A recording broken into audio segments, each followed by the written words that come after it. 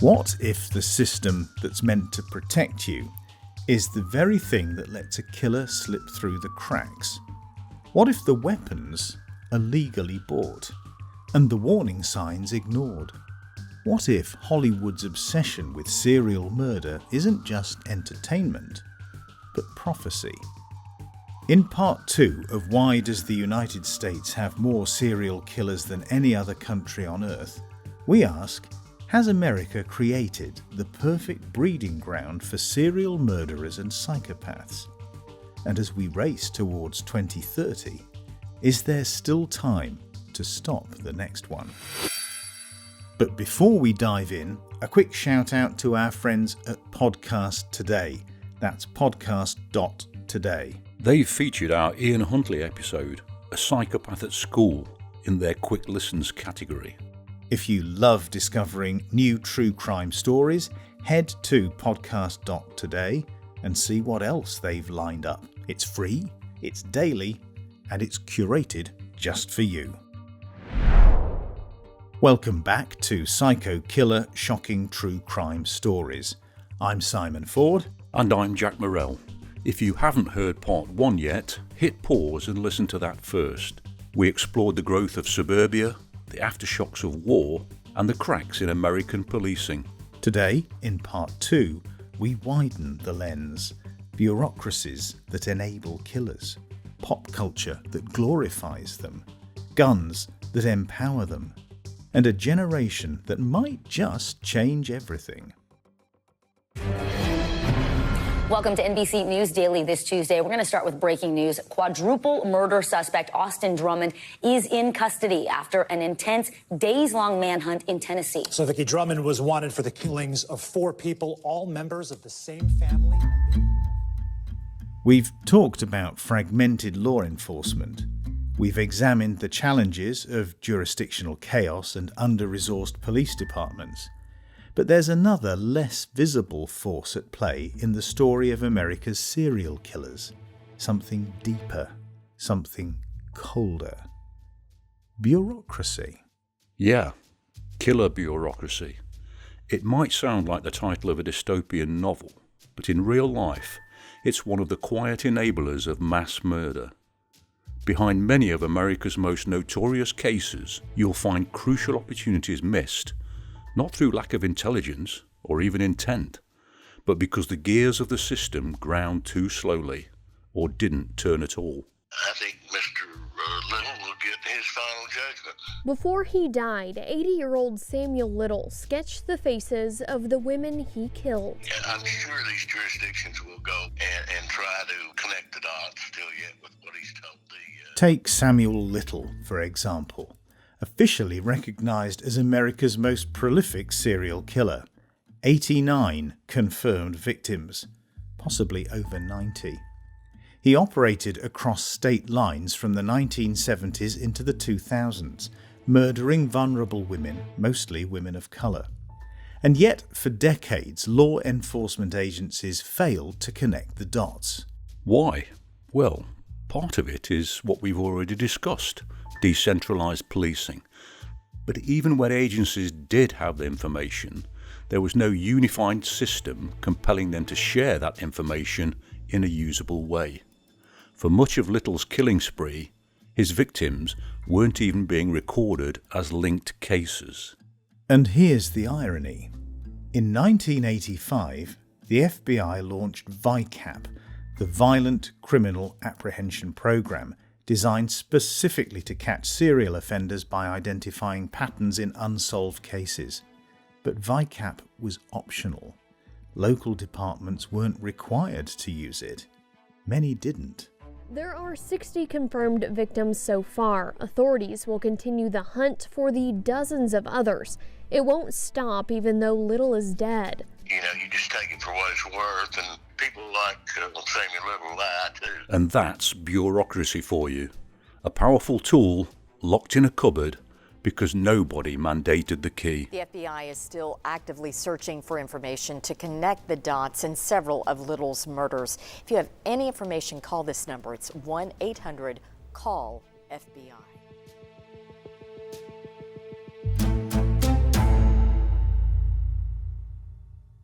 weekend I picked up a woman back highway, and Matthew was next to me in the seat, and she hopped in and into an area, and my son was there, and I killed her.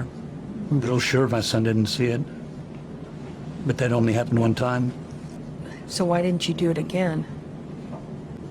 I didn't want my son to see it. And that brings us to something that should chill anyone listening to this. In the case of Gary Ridgway, the Green River killer, dozens of women died while multiple police departments worked in silos, hoarding information. Detectives even suspected Ridgway early on, but internal politics and procedural rigidity meant he slipped through their fingers. He kept getting interviewed, kept passing polygraphs. He even gave a cheek swab DNA sample in 1987, but they didn't have the resources to process it properly. Not until the early 2000s. That delay, it wasn't because no one was working the case, it was because the system was working exactly as designed, just too slowly. And there's something tragic about that. These weren't rogue officers, this wasn't corruption. This was paperwork, process, budgetary constraints, misaligned incentives. In short, bureaucracy. Now, let's be fair. There have been improvements.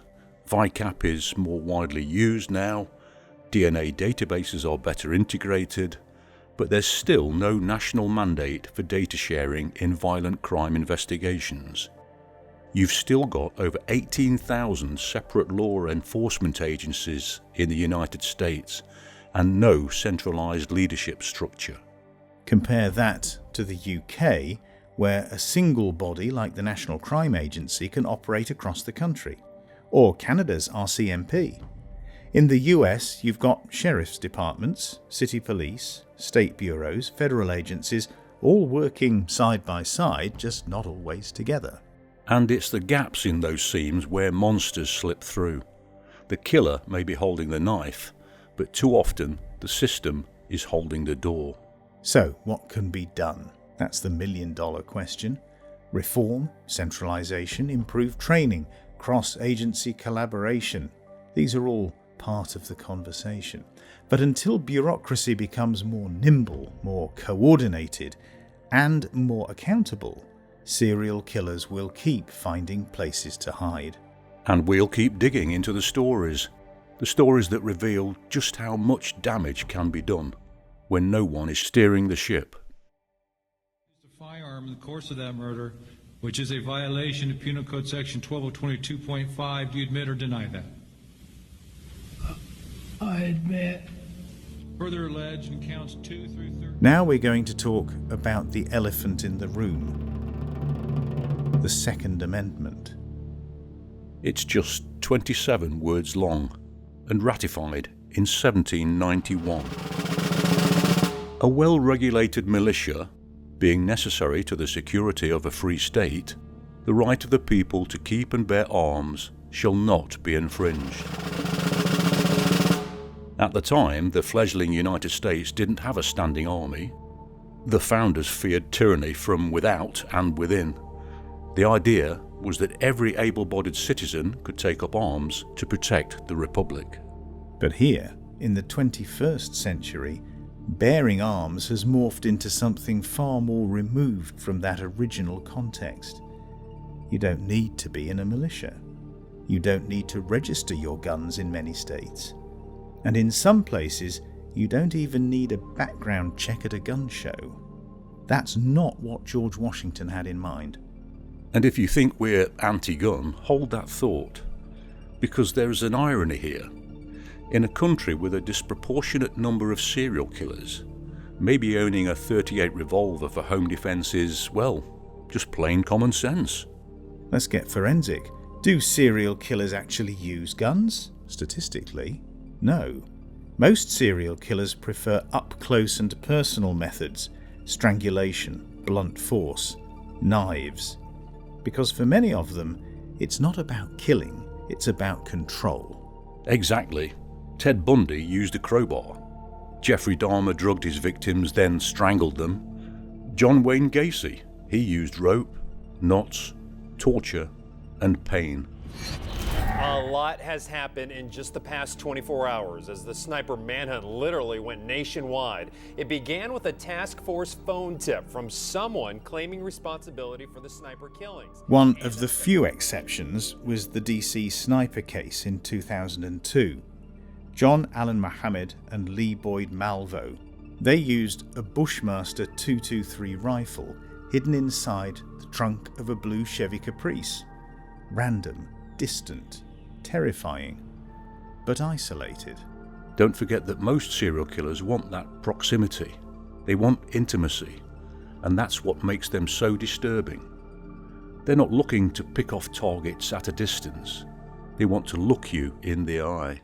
Police in Nashville releasing this chilling surveillance video, showing the terrifying moments the shooter blasted their way into the small private Presbyterian school. But while serial killers themselves rarely rely on guns, the wider epidemic of gun violence in America is impossible to ignore. The video also shows the armed person entering a church office and later stalking the halls with an AR-style weapon drawn. Police calling the attack on the Covenant School targeted. We have a manifesto, we have a map drawn out of how this was all going to... The NRA's influence in Congress makes even modest firearm legislation a Herculean task. And just to be clear, mass shootings like Columbine, Sandy Hook, Uvalde, they don't fall under the FBI's updated definition of serial murder. That's a different pathology. Horrific, yes, but something else entirely. What we're exploring here is the predator who stalks, tortures and kills again and again, often over decades, and they don't need an AR-15 to do it. Halloween, the night he came home. Friday, the 13th. You may only see it once, but that will be enough.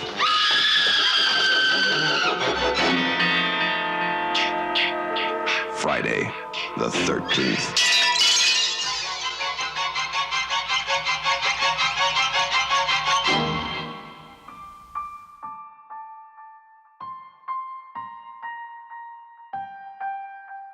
There's a moment when fascination turns into fetish, and that's where we need to pause. Because serial killers have become cultural icons, replicated, referenced, even romanticised. Think of all the true crime documentaries on Netflix, the best-selling books, the Halloween costumes, the serial killer trading cards. It's no longer just news or history, it's entertainment. And there's a psychological cost to that. Repeated exposure to violent imagery, whether it's a real mugshot, a horror movie, or the voice of a serial killer on YouTube, can desensitize us. It dulls our response. The horror becomes normalized. A clinical term for this is compassion fatigue, a kind of emotional burnout that leaves us numb. And there's also imitative behaviour to consider. One of the most infamous examples is the case of Canadian killer Luca Magnotta.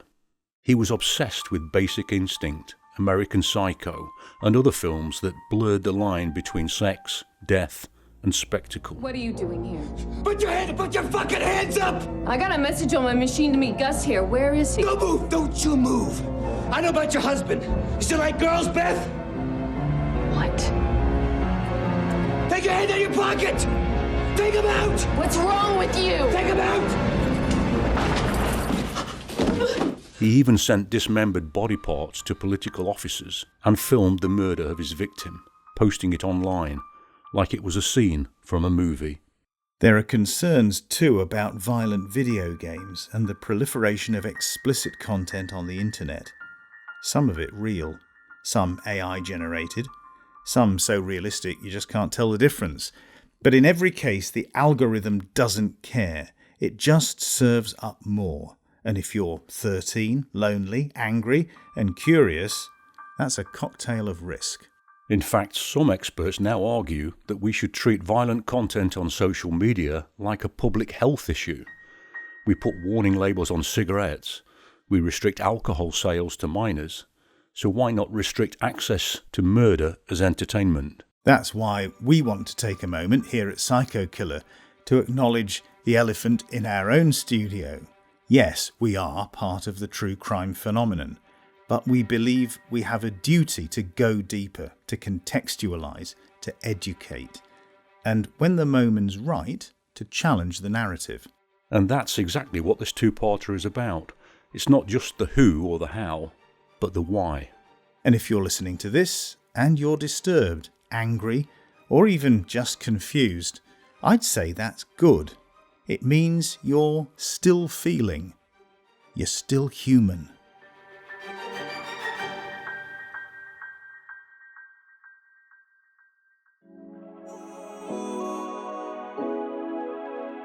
Now, Jack and I, we're both firmly Gen X, raised on VHS slashers, unsupervised TV and tabloid horror. The golden age of serial killers was our formative backdrop. We grew up with Gacy, Bundy and Dahmer as household names. America's psychopaths were, for better or worse, our pop culture villains. But here's the thing, Millennials and Gen Z, they're different. And it's not just the memes and the mindfulness apps. There's evidence, real psychological data, to suggest these generations are less psychopathic. That's right. In 2020, researchers from the University of Western Ontario published a meta-analysis showing declines in narcissism, Machiavellianism and psychopathy, the so-called dark triad traits, in younger generations. Not gone, but significantly reduced. Why? Well, partly because of a cultural shift. Younger people tend to be more empathetic, more emotionally literate, and here's the big one, more digitally monitored. Their entire lives are online. There's a digital trail, a record, a footprint. You can't vanish like you could in the 70s or 80s. And then there's the awareness. Gen Z has grown up in a world hyper-conscious of trauma. They know about gaslighting. They call out toxic behaviour. There's a kind of social self-regulation happening, an internalised moral compass sharpened by the internet. But before we get too optimistic, let's not forget that narcissism still thrives. Just look at TikTok. And psychopathic traits haven't disappeared. They've just mutated. Today's predators might not be hiding in the woods. They're catfishing teenagers, or hacking your bank account, or selling you lies in the boardroom. It's also worth noting that mass shootings, often committed by younger men, don't fall under the FBI's current definition of serial murder. So while we might be seeing fewer traditional serial killers, violence hasn't vanished. It's just shifted form. And here's the kicker. Modern surveillance, while powerful, only works if you're looking in the right place. Psychopaths can still blend in. They just wear better masks now. So, is the world becoming safer? Or are today's monsters just more subtle? Why don't you let us know what you think? You can find us everywhere on Threads, Blue Sky, Insta, or the dark alley behind your favourite podcast app.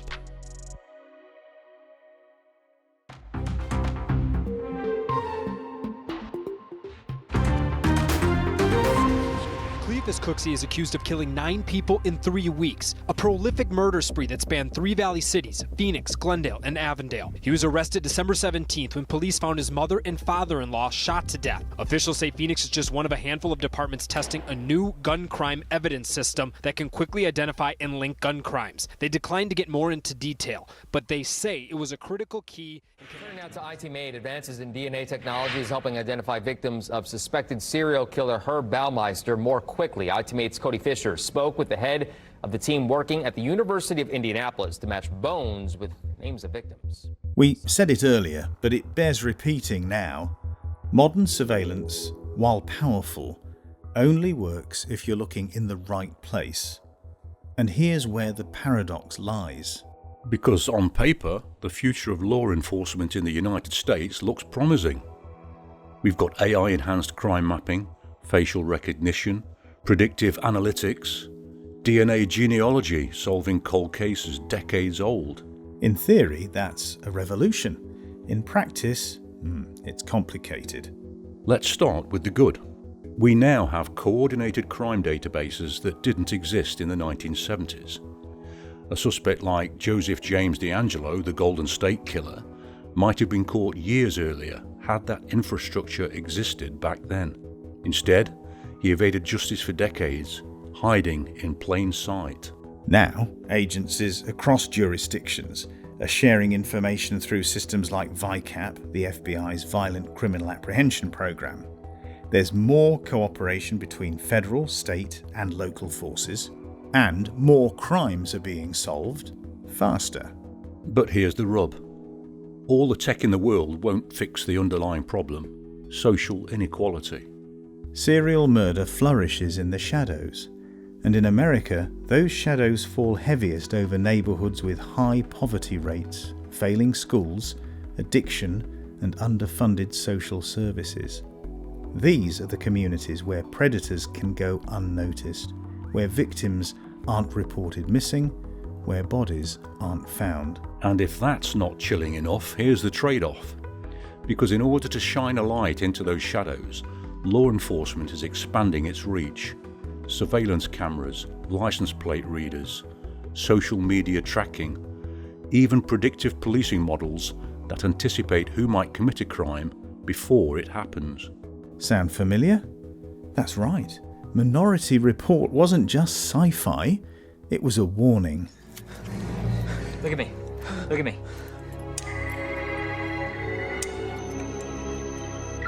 Positive for Howard Marks.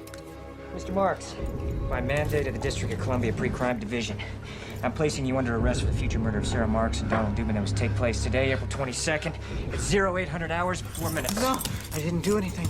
Sarah! Give the man his hat. Critics argue we're heading towards a surveillance state. Shoshana Zuboff, author of The Age of Surveillance Capitalism, warns of a system where we are no longer citizens, but raw material for analysis.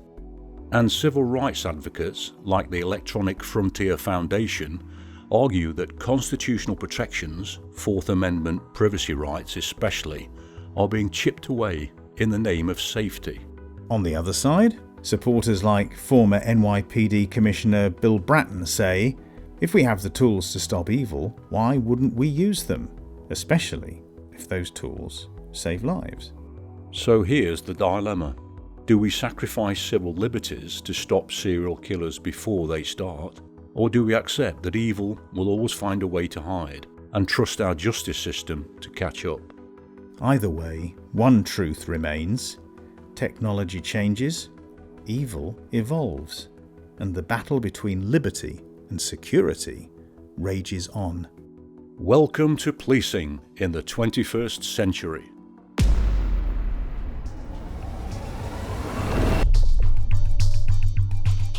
So, why does America have more serial killers than any other country on Earth?